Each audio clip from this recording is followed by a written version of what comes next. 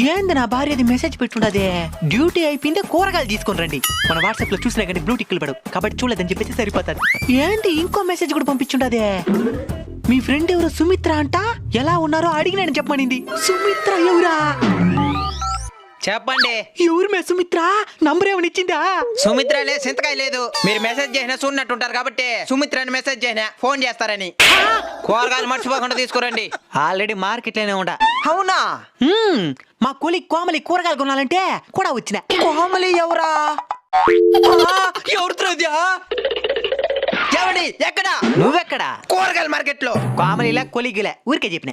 ఎడదిరి మార్కెట్కి వెళ్ళిపోయినావు కాబట్టి కూరగాయలు కొనుక్కొచ్చాయి. భయంగా ఉండదా? నాకేం భయమో, ఇక్కడ మా కొడుకు నరేష్ ఉన్నాడు కానీ వాడితో కూడా నడుచుకుంటూ వచ్చేస్తాం గాని. కొంపలు కుల్లరైపోయి మరకుడదా? ఎవడే నరేసా? నరేష్ లేదు, సురేష్ లేదు, ఊరికడ చెప్పినే. కూరగాయలు కొంటాను, మీరు మోసుకరండి.